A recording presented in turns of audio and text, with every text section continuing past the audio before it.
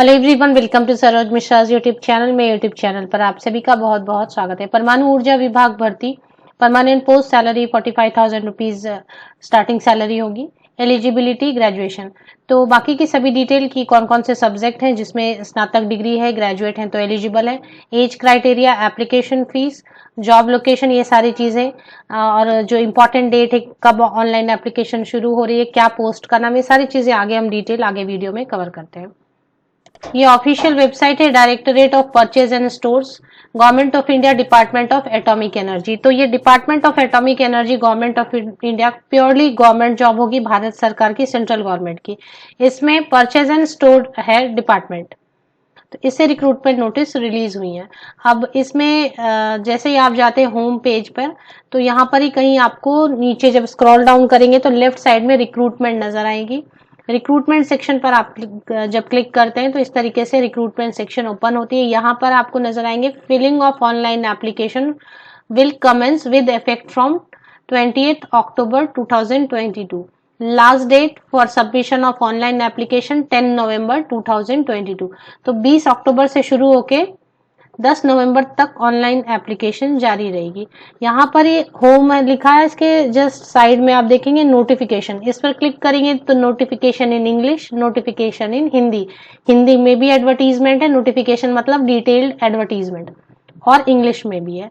अब अगर आप देखेंगे कि लोकेशन कहाँ पर है, अभी इसमें भी हम पढ़ेंगे कि जॉब लोकेशन क्या होने वाली है, चेक करेंगे। बट ये जो फिलहाल directorate of purchase and store है, ये अणुशक्ति नगर, मुंबई, महाराष्ट्र में है।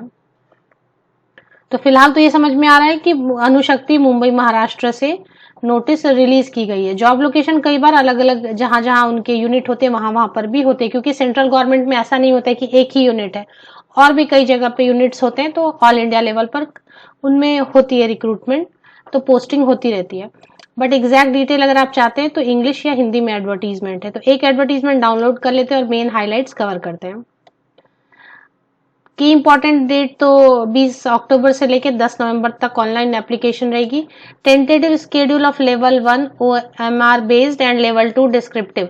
तो दो रहेंगे, एक ऑनलाइन टेस्ट रहेगा कंप्यूटर पे, OMR बेस्ड रहेगा। ऑनलाइन OMR बेस्ड है तो ऑनलाइन तो नहीं लिखा है, बट OMR दोनों भी होते हैं, ऑफलाइन भी होता है, ऑनलाइन भी होता है। और लेवल 2 होगा जिसपे कि डिस्क्रिप्टिव एग्जाम होगा, ये दिसंबर में होगा। सबसे पहले हम देखेंगे नंबर ऑफ वैकेंसीज क्या है, पोस्ट का नाम क्या है, और क्वालिफिकेशन में कौन कौन से ग्रेजुएट हैं या और क्या क्या डिग्री है जो यहाँ पर एलिजिबल हो जाते हैं। तो जूनियर परचेज असिस्टेंट या जूनियर स्टोर कीपर की पोस्ट है, ग्रुप सी है। लेवल 4 मींस 25,500 की बेसिक पे प्लस अलाउंसेस ऐड करेंगे तो 40,000 के ऊपर आप एक्सपेक्ट कर सकते हैं, क्योंकि सेंट्रल गवर्नमेंट के अलाउंसेस ज्यादा होते हैं। मुंबई में HRA ज्यादा होती है। Age limit 18 to 27 years, upper age limit 27 years, ये जनरल कैटेगरी के लिए। एज में रिलैक्सेशन एज पर government of India norms category reserve category के कैंडिडेट्स के लिए जरूर होगी। टोटल 70 पोस्ट है, मतलब नंबर ऑफ पोस्ट अच्छे हैं। तो अगर आप अप्लाई करना चाहते हैं तो एलिजिबिलिटी आगे क्वालिफिकेशन चेक कर लें। सपोज ST कैटेगरी के लिए सीट नहीं है तो ऐसे केस में अनरिजर्व कैटेगरी में ST कैंडिडेट्स एप्लीकेशन कर सकते हैं। इसमें देखें यहाँ पर दिया है SC कैटेगरी के लिए अपर एज लिमिट में 5 इयर्स की रिलैक्सेशन, OBC के लिए 3 इयर्स की। इस तरीके से एज में रिलैक्सेशन काफी सारे कैटेगरी के कैंडिडेट्स के लिए दी हुई है। Widows, divorced women judicially separated and who are not remarried, SC, उनके लिए एज लिमिट है 40 years upper age limit, otherwise 35 years.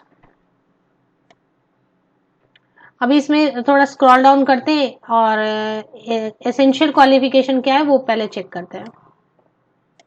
Essential qualification कुछ इस तरीके से कि ग्रेजुएट इन साइंस में 60% मार्क्स, या फिर कॉमर्स ग्रेजुएट है 60% मार्क्स या अबव के साथ, या फिर diploma in mechanical engineering, electrical engineering, electronics, computer science with 60% marks from government recognised university institutions. तो ये है candidate who have not acquired the educational qualification as indicated above as on closing date for receipt of application should not apply. तो यहाँ पर कहा जा रहा है कि साइंस ग्रेजुएट, साइंस मतलब कोई भी ब्रांच है, साइंस में मैथ्स है, लाइफ साइंस है, फिजिक्स, केमिस्ट्री, बॉटनी, जूलॉजी, जो भी है साइंस में, और भी ब्रांचेस हैं, उनमें से किसी से भी आपने अगर स्नातक डिग्री ग्रेजुएशन की हुई 60% मिनिमम या उससे ऊपर के परसेंटेज के साथ, या अगर आप कॉमर्स ग्रेजुएट भी हैं तो भी अप्लाई कर सकते हैं। आर्ट्स वाले कैंडिडेट के लिए यहाँ पर थोड़ी प्रॉब्लम है कि यहाँ पर आर्ट्स वाले कैंडिडेट अप्लाई नहीं कर पा रहे हैं, तो उनके लिए भी और बहुत सारी आई हुई है वैकेंसीज, तो मैं और वीडियोस बनाती हूँ। इसके बाद डिप्लोमा भी है अगर आपके पास मैकेनिकल, इलेक्ट्रिकल, इलेक्ट्रॉनिक्स और कंप्यूटर साइंस में किसी में एक में, तो 60% या अबव मार्क्स के साथ तो आप अप्लाई कर सकते हैं। मोड ऑफ सिलेक्शन यहाँ लिख दिया, ऑब्जेक्टिव टाइप रहेगा और उसके बाद दूसरा लेवल 2 डिस्क्रिप्टिव टाइप रहेगा।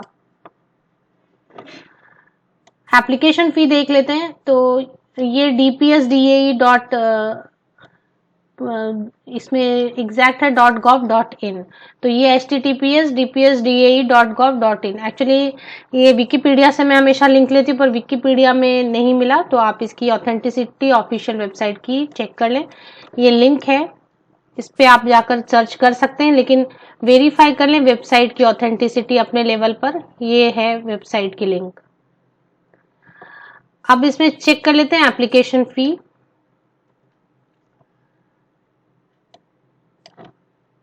ट्रेनिंग पीरियड रहेगी, on completion of medical examination selected candidate will be inducted as a trainee for a period of 6 months. तो 6 महीने जो है शुरू के ट्रेनिंग पीरियड रहेगी, जिसमें कि fix salary 18,000 plus 25% actual stipend का, तो 18,000 का 25% और एक बुक अलाउंस मिलेगा एक बार 3,000। तो 6 महीने आपको सैलरी कम मिलेगी, बट उसके बाद फिर जो है upon successful completion of training, trainees will be considered for appointment in the grade of JPA/JSK. The decision of competent authority on the cadre and place of posting will be final and binding on the candidate. तो जैसे मैंने आपको बताया कि place of posting जो है, क्योंकि जब सेंट्रल गवर्नमेंट की जॉब होती है तो कोई फिक्स नहीं होता, उनके जहां जहां भी यूनिट्स होंगे ऑल इंडिया लेवल पर वो कहीं पे भी पोस्टिंग कर सकते हैं। तो ये कंसिडर करते हुए आप चलें कि सिर्फ मुंबई में ही नहीं, ऑल इंडिया लेवल पर अगर कहीं और भी डिपार्टमेंट ऑफ एटॉमिक एनर्जी के यूनिट्स हैं तो उनमें कहीं भी पोस्टिंग हो सकती है। तो 6 महीने सैलरी कम रहेगी, बाद में फिर 40-45,000 के अराउंड सैलरी मंथली मिलने लगेगी। एक बॉन्ड एग्रीमेंट भी है, तो इसलिए ये आप पढ़ लें बॉन्ड एग्रीमेंट क्या है, इसमें क्या लिखा हुआ है, ये सारी चीज आप पेज नंबर 8 पर 24 पेजेस की एडवर्टीजमेंट है, हिंदी में भी है, उसको आप पढ़ सकते हैं पहले कि बॉन्ड की क्या कंडीशन बताई गई है। फी की डिटेल चेक कर रहे हैं।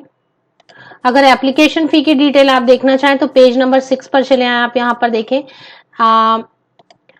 सबसे पहले हम देखेंगे किन के लिए फीस नहीं है और उसके बाद हम चेक करेंगे फीस किन के लिए है। तो SC/ST women candidates, ex-servicemen and PWD candidates are exempted from application fee। तो जब women candidate लिखा होता है तो कैंडिडेट्स क्वेरी करते हैं कि क्या किसी कैटेगरी के, नहीं, for all female candidates no fee. किसी भी कैटेगरी के फीमेल कैंडिडेट के लिए कोई भी एप्लीकेशन फी नहीं है। इसके बाद SC कैंडिडेट्स के लिए, ST कैंडिडेट्स के लिए, एक्स सर्विसमैन के लिए एंड PWD कैंडिडेट्स के लिए भी कोई एप्लीकेशन फी नहीं है। There is no application fee for these highlighted candidates. अब मेल कैंडिडेट्स के लिए फी रहेगी जो जनरल कैटेगरी के हैं, OBC कैटेगरी के हैं, EWS कैटेगरी के कैंडिडेट्स हैं, उनके लिए 200 रुपए फीस रहेगी, 200 रुपीज। एक चीज रहती है, फीस जब आप पे कर देते हैं तो वो नॉन रिफंडेबल होती है, नॉन ट्रांसफरेबल होती है। मतलब आप फिर एग्जाम में बैठे, अपियर हो नहीं हो या बाद में आप किसी वजह से विड्रॉ करना चाहें तो फी आपको रिफंड नहीं मिलेगी। इसलिए पहले एडवर्टीजमेंट आराम से पढ़ें, हिंदी में भी है, इंग्लिश में भी, उसके बाद ही एप्लीकेशन करें। Visit the link for payment of fee. Candidate should follow the below mentioned steps। तो जैसे मैंने आपको बताया जो DPSDAE की ऑफिशियल वेबसाइट है वो मैंने आपको पहले दिखाया, उसकी जो लिंक है मैंने विकिपीडिया से लेने की कोशिश की, विकिपीडिया पे मुझे लिंक अवेलेबल नहीं मिली, इसलिए आप इसकी ऑथेंटिसिटी पहले वेरीफाई करें तभी एप्लीकेशन करें। एडवर्टीजमेंट की डिटेल भी अच्छी तरीके से पढ़ें एप्लीकेशन के पहले। आप सभी को best wishes, thank you very much.